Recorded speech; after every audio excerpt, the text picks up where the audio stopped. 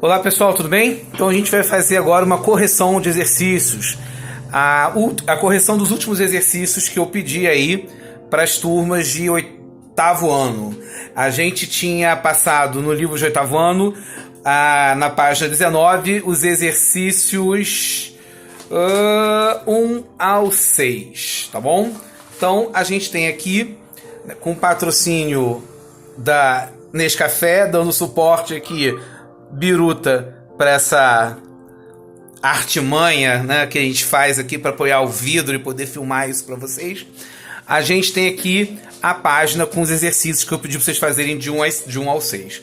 Então eu vou fazer essa correção comentando e explicando. Eu tenho aqui, ó, na beiradinha da página, tá meio oculta, mas tá aqui, ó, tá vendo? As respostas oficiais que o livro traz pra gente, né? Mas a gente vai comentar, não vamos basear apenas nessas respostas escritas, não. Vamos comentar as questões.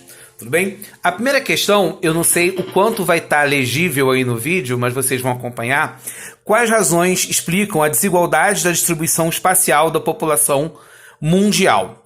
Da população mundial e de qualquer população, né? O que serve para a população brasileira vai servir aqui também. A gente tem uma série de fatores, primeiramente naturais, que interferem na distribuição da população, como clima, relevo, proximidade do litoral. Então, todo clima muito frio, muito inóspito, ou muito frio, ou uma selva tropical muito quente, já vai ser uma característica que vai afastar a população, enquanto os climas mais amenos, mais temperados, são climas que favorecem a ocupação. Claro que as áreas de deserto, as áreas de montanhas muito íngremes também são áreas que não vão ter grande população, enquanto as áreas planas e mais férteis vão ter mais população. Da mesma maneira que sempre as áreas próximas ao litoral concentram maior população. A gente também tem fatores históricos e econômicos, né, como as próprias aglomerações urbanas que surgiram nas principais cidades com a industrialização. Também a gente tem determinadas guerras que influenciam onde a população se concentra e onde a população se afasta. Por exemplo, no continente africano, a gente tem algumas regiões com uma guerra constante que se tornam regiões da onde a população foge. E de qualquer maneira, a gente pode então responder essa primeira questão, né, falando que existe a distribuição, ela é sempre desigual. Então vai ter fatores naturais e fatores históricos, econômicos. Importante dar o exemplo do fator natural, o clima. O litoral é muito importante falar, tá? Isso é porque essa questão de no litoral se concentrar a maior parte da população mundial, isso vale para qualquer país, para qualquer continente. No litoral tem sempre uma concentração maior de população. E lembrando que litoral não são apenas as cidades com praia, mas é toda aquela faixa mais próxima ao litoral. São Paulo, por exemplo, é uma cidade no Brasil que não tem praia, não está no litoral, mas é uma cidade que está numa região muito próxima do litoral. Então, as áreas litorâneas sempre concentram mais população. Tá bom? Então, a gente pode responder de várias formas essa questão 1, sempre apontando alguns fatores naturais e alguns fatores históricos. Eu gostaria de ver, de repente, o que vocês responderam. Quem respondeu uma questão, né, fez aquela resposta grande, bonita, quiser mandar até no privado para eu dar uma olhada, não deixe de fazer isso, tá bom? Ou pode, por exemplo, botar nos comentários desse vídeo. É uma boa forma de vocês também estarem colocando aí o que vocês estão produzindo, e aí eu posso comentar e posso corrigir um por um a resposta de vocês, tá bom? Vamos lá. Questão 2. Observe novamente o mapa da página 13 e, com o auxílio de um atlas, cite 4 países que apresentam alta densidade demográfica e 4 países com áreas pouco povoadas. Justifique sua escolha. Então a gente vai ter que, num pulo aqui do gato, que eu não sei como é que eu vou fazer isso, que estou tudo equilibrado, voltar rapidinho para a página 13. Segura as pontas aí, que a gente vai para a página 13. Ainda bem que é ímpar, ainda é mais fácil de ver. Vamos lá. Página 13. Perfeito. Então esse mapa mostra algumas áreas, apesar não dos países, mas algumas áreas de maior concentração demográfica. De cara, eu vou ajudar vocês, olha só. Um dos lugares que a gente tem uma concentração demográfica maior é o Japão. O Japão é um país com uma altíssima densidade demográfica. A Indonésia, esse país aqui, ó, tem uma população maior que o Brasil e o território é bem menor. A Indonésia tem uma grande densidade demográfica. A própria Índia, os países vizinhos da Índia, Paquistão e Bangladesh. Bangladesh tem uma das maiores densidades demográficas do mundo. São áreas em que eu concentro muita população em pouco território. As Filipinas. Na Europa eu também vou ter o Reino Unido, a Bélgica, a Holanda, né? São países com altíssima densidade demográfica. Já os países com pouca densidade demográfica, com pequena densidade demográfica, a Rússia, por causa da sua grande extensão, ela tem muita gente, mas a extensão é muito maior. A Mongólia, o Cazaquistão, o Brasil, a Austrália e o Canadá. Canadá e Austrália são os melhores exemplos de densidade demográfica baixa, porque a população deles é bem pequena se comparado ao tamanho do território. Tá bom? Então, alta densidade. Japão, Indonésia, Bangladesh, Bélgica, Reino Unido. Baixa densidade demográfica. Austrália, Canadá, Rússia. Tá bom? Tem uma curiosidade aí que eu vou explicar para vocês, que é a Dinamarca. A Dinamarca é um país que às vezes vai parecer com alta densidade e às vezes com baixíssima. Como assim, professor? O que a Dinamarca fez? O que a Dinamarca fez? Ela é dona da Groenlândia. Essa ilha aqui grandona, a segunda maior ilha do mundo depois da Austrália. Então repara, a Dinamarca é um país pequenininho aqui. Se eu considero apenas o território original da Dinamarca, a Dinamarca tem uma grande densidade demográfica. Muita população para uma área pequena. Porém, se eu englobo também o território da Groenlândia, a densidade demográfica da Dinamarca despenca. E ela passa a ser um dos países com a menor densidade demográfica do planeta. Tá bom? Então a gente tem essa maneira de pensar aí, considerando ou não a Groenlândia. Enfim. Então acho que todo mundo entendeu o que é densidade demográfica e quais são os países mais populosos, maior densidade demográfica.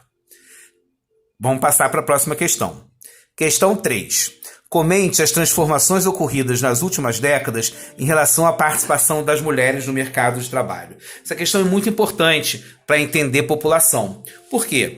Porque a partir da década de 60, quando a entrada da mulher no mercado de trabalho é maior e cada vez maior, a gente não tem mais famílias tão grandes. Você imagina aquelas famílias que às vezes nossos avós contam pra gente que minha bisavó teve 19 filhos, teve 9 filhos.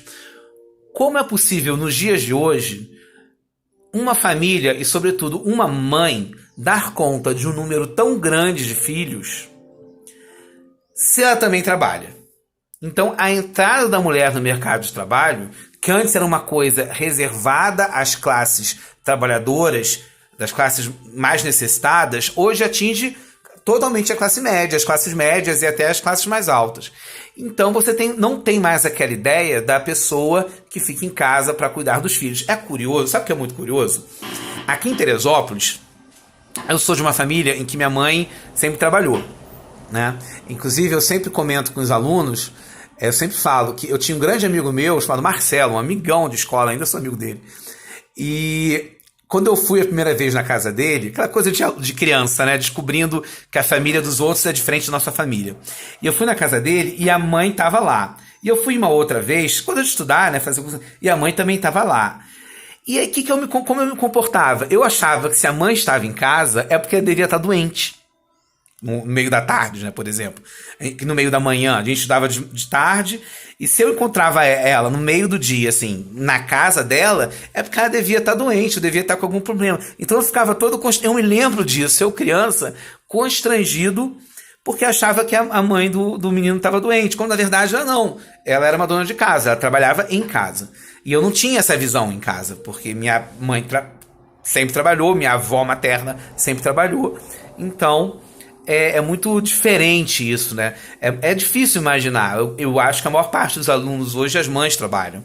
E no Brasil hoje, as mulheres são principal fonte de renda da maior parte das famílias. Né? Então isso é uma coisa muito importante, né, de perceber. Então, se a mulher entra no mercado de trabalho, com certeza o número de filhos diminui.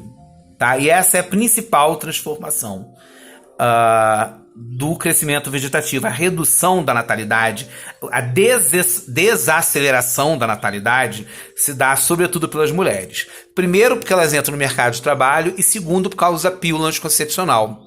E mesmo já vendo outros métodos anticoncepcionais, a pílula vai ser o primeiro método anticoncepcional que a mulher pode consumir sozinha. Então, a partir da pílula, a decisão de ter filhos passa a ser da mulher. E isso é muito importante para que a natalidade finalmente caia. Tá bom? Próxima questão, questão 4. Quais fatores explicam a tendência de envelhecimento da população mundial? A redução da natalidade. Né? A natalidade reduziu, menos filhos por casal, e com isso a população envelhece. Também a expectativa de vida está mais alta, a gente tem que colocar esse fator. Então, redução da natalidade, questão 4, né? A natalidade diminui, a expectativa de vida aumenta e com isso a população fica mais idosa. A população fica mais velha. Acho que eu tenho um tracinho maior aqui, mas enfim. A população fica mais velha. E aí a gente tem um envelhecimento da população. Vamos lá, questão 5. Tem um gráfico. Observe o gráfico abaixo e descreva as informações apresentadas relacionando-as com o conteúdo estudado nesse capítulo. Cite as razões que provocaram essa mudança demográfica. Taxa de fecundidade. Fecundidade, número de filhos por mulher. Em 1960 estava em 5, caiu para 4,8, despencou para 3,7, caiu para 3,2 e agora está em 2,4. Isso é mundial? Mundial. Tá? Então, essa é a média mundial. Se fosse no Brasil, acho que estaria um pouquinho mais alto. Aqui, né? Hoje em dia, a média do Brasil é até menor que essa. Então, assim, o que fez com que a natalidade diminuísse, o que fez com que a fecundidade diminuísse, sobretudo nesse período? Eu acabei de falar. Entrada da mulher no mercado de trabalho, redução da natalidade, métodos anticoncepcionais, uma urbanização cada vez maior, né? E a vida urbana é uma vida que precisa menos de filhos. Como assim, professor, precisa menos de filho? A gente tem que perceber que quando a gente vivia numa sociedade rural, as famílias tinham mais filho porque cada filho representava mais 2 braços para trabalhar na lavoura, para trabalhar ajudando na fazenda. Numa cidade, cada filho não é mais 2 braços para ajudar. Cada filho é mais uma boca para alimentar. E aí, se tem algum pai aí escutando, tá sabendo quanto esses filhos estão comendo nessa quarentena, né? Porque eu converso com esses alunos, eles só estão comendo o tempo inteiro. Então, na vida urbana, um filho representa um gasto muito grande. O aumento do custo de vida, a carestia, né, o aumento dos preços, faz com que as famílias possam manter uma quantidade menor de filhos. E isso também ajuda à redução da taxa de natalidade. Então, entrada da mulher no mercado de trabalho, pílula anticoncepcional, urbanização e aumento do custo de vida são os 4 fatores aí que respondem pela queda na taxa de fecundidade. Tudo certinho? Bom, eu estou indo rápido porque senão o vídeo fica gigantesco. Mas eu espero que eu esteja aí explicando. O meu desejo é mais do que um gabarito, uma explicação. Tá bom? Eu vou fazer o seguinte, eu também vou tirar foto desse gabarito aqui, ó. Tem gente que gosta disso, né? Eu vou tirar uma foto e vou mandar junto. Mas o interessante eu acho que é o vídeo, né? Vamos lá, 6. 6 eu vou ler um trecho aí para vocês. Leia o trecho da notícia a seguir, observe o gráfico e responda as questões. Vamos lá.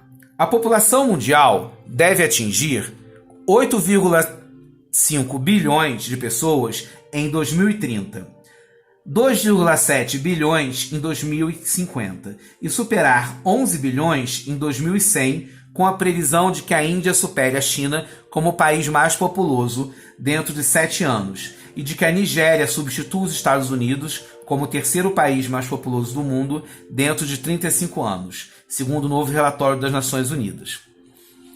Além disso, o relatório revela que durante o período 2015-2050, espera-se que metade do crescimento populacional mundial se concentre em 9 países: Índia, Nigéria, Paquistão, República Democrática do Congo, Etiópia, Tanzânia, Estados Unidos, Indonésia e Uganda.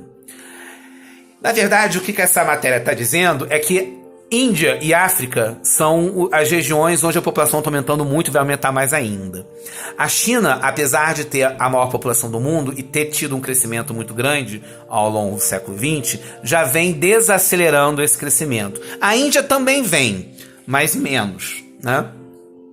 A Índia, gente, ela já teve uma população maior do que a China, tá? Eu comentei isso já nos vídeos. Quando existia uma única colônia, super colônia britânica, chamada Índia, a Índia concentrava 3 países: Índia, Bangladesh e Paquistão. E esses 3 países juntos são bem maiores em população do que a própria China, tá bom? Então, e repara que são os 3 países que estão nessa lista: Índia, Paquistão e Bangladesh.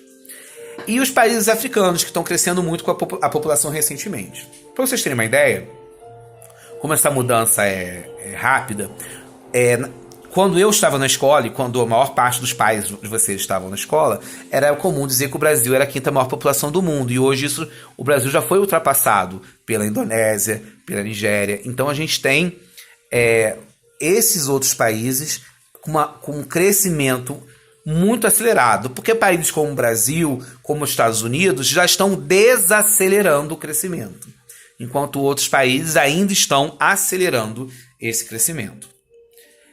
Aí vem esse gráfico, mundo-população, valor observado, projeção. Então repara, parece até essas curvas do corona, né? A gente está no auge do crescimento, vai crescer mais para depois começar a estabilizar, ó. Tá vendo? Essa é a previsão. A gente está acostumado a ver esses gráficos, infelizmente, recentemente, né? Então vamos lá. Segundo o texto, até 2050, 9 países vão contribuir mais intensamente para o crescimento da população mundial. Quais são eles? Em que continentes estão localizados? Eu não vou repetir todos não, estão aqui, né? Índia, Nigéria, Paquistão, República do Congo. Em que continentes estão localizados? Tirando os Estados Unidos, que ainda está na lista, estão localizados, sobretudo, na África e no sul da Ásia. Tá bom? São os continentes que estão localizados. B. O gráfico apresenta a tendência de crescimento ou de decréscimo?